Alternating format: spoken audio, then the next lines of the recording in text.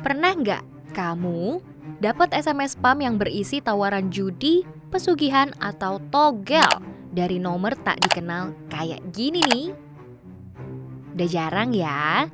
Yap, akhir-akhir ini tren SMS spam kayak gitu dinilai sudah berkurang. Setidaknya itulah yang dikatakan netizen di media sosial. Berkurangnya SMS judi dan togel itu disinyalir karena aksi berantas judi online yang tengah gencar dilaksanakan Polri. Pada 18 Agustus lalu, Kapolri Jenderal Listio Sigit Prabowo memerintahkan jajarannya untuk menindak tegas segala bentuk judi termasuk judi online. Jadi saya ulangi, yang namanya perjudian, apakah itu judi darat, judi online dan segala macam bentuknya harus ditindak. Saya tidak akan memberikan toleransi. Kalau masih ada yang kedapatan, pejabatnya saya copot. Saya tidak peduli apa itu Kapolres, apakah itu direktur, apakah itu Kapolda, saya copot. Hingga akhir Agustus, ratusan orang dari berbagai daerah diamankan petugas terkait judi online, togel, dan gelanggang permainan, mulai dari Sumatera Utara hingga Bali.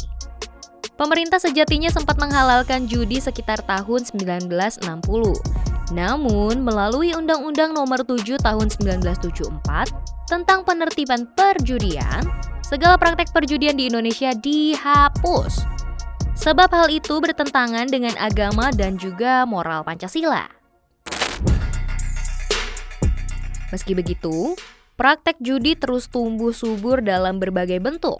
Menkominfo Johnny G. Plate menyebut pihaknya sudah menertibkan 560.000 situs judi online dan masih terus melakukan pemblokiran setiap hari.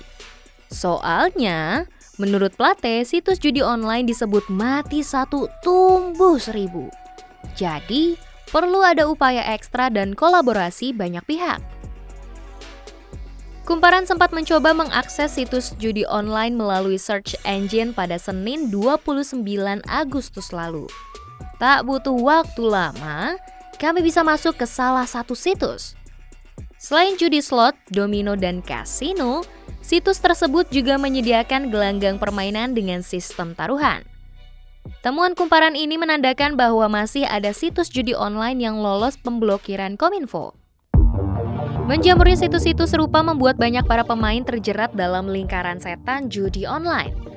Padahal, sudah tegas dilarang.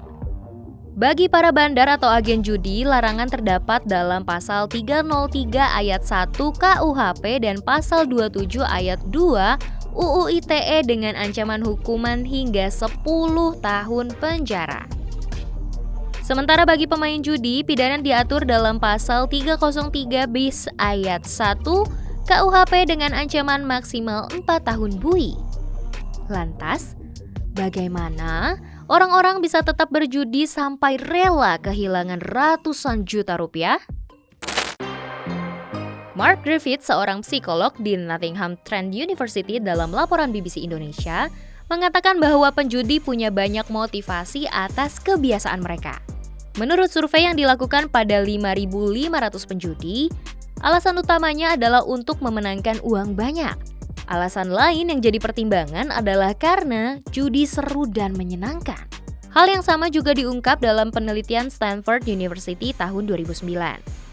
Meskipun kalah dalam judi, namun tubuh menghasilkan hormon adrenalin dan endorfin yang bikin senang. Jadi walaupun kehilangan uang, hal itu tidak mengurangi kenikmatan mereka pada pengalaman judi tersebut.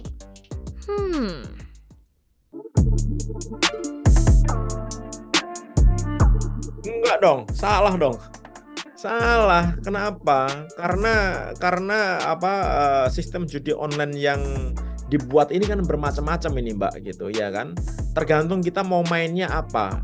Kalau mainnya yang lawannya komputer, udah pasti kita kalah. Tetapi ketika lawan kita adalah dealer beneran, orang beneran gitu. Nah, itu kemungkinannya memang 50-50 gitu. Sehingga nggak bisa tuh misalkan kalau kita deposit sudah pasti kita nanti akan dimenangkan gitu. Nggak mungkin. Karena kita lawannya adalah orang beneran gitu. Tapi kalau kita mainnya slot mungkin bisa terjadi gitu. Kenapa? Karena sistem komputer itu bisa direkayasa. dibuat menang duluan begitu, sehingga ketika dia menang mereka senang gitu, akhirnya main terus gitu. Atau ketika mereka kalah, begitu mereka deposit lebih besar dibuat menang, sehingga akhirnya begitu dia kalah dia harus deposit lebih besar lagi supaya menang, dan akhirnya kalah lagi gitu. Dalam dunia judi ada istilah gambler's fallacy atau kesalahan penjudi. Ini merupakan kesalahan berpikir yang bisa bikin penjudi tak berhenti menaruh uangnya dan makin kecanduan. Tapi namanya gambling itu kan sebenarnya memanfaatkan psikologi kerakusan. Ya, jadi kalau kita ingin kaya dan kita tidak melakukan suatu upaya, maka kita ke dunia gambling, ke dunia judi. Nah, adapun di dalam probability-nya, psikologi kerakusan itu kan berbeda dengan kenyataannya. Hanya karena rakus, maka wah, tadi saya hitam, coba deh hitam lagi gitu.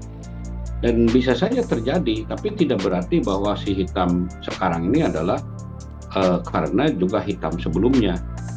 Tidak ada, yang probability ya probability, sebuah kejadian yang punya peluang. Tapi ada 1-2 yang menang dan mungkin bisa jadi jutawan gitu. Tapi dari ribuan orang itu kalah. Yang menang tetap bandar. Karena bandar mengeruk dari ribuan orang, ya. Sedangkan yang menang kan dari ribuan itu paling puluhan atau bahkan satuan gitu. Itu orang tidak paham ke situ. Jadi pikir-pikir orang hanya ingin kaya raya aja, itu lewat gambling deh. Itu yang gambler fallacy ya, kesalahan berpikir melalui gambling. Padahal sebenarnya secara teori tidak membuat orang menjadi kaya berbasis judi. Judi online memang memberikan kemudahan bagi mereka yang tergiur dengan kekayaan instan. Hal ini yang justru bisa bikin hidup orang jadi berantakan. Kemenangan dalam judi sendiri merupakan kejadian acak yang tidak terduga. Tapi, mengapa banyak penjudi yang tak percaya ini ya? Dan manusia umumnya memang rakus dan judi addicted, ketagihan ya, karena merasa menang atau dongeng dari orang. Nah, itu fallacy gitu ya. Lalu, bagaimana ya cara lepas dari jeratan judi? Penelitian menyebut bahwa logika penjudi yang percaya bahwa kemenangan pasti terjadi sebetulnya bisa dilemahkan dengan teori probabilitas yang ada di matematika. Menurut laporan ABC News, para peneliti di Gambling Treatment Clinic Sydney University dapat mengurangi kebiasaan judi hampir 80 hingga 90% dengan cara memahami bagaimana sebenarnya industri judi bekerja.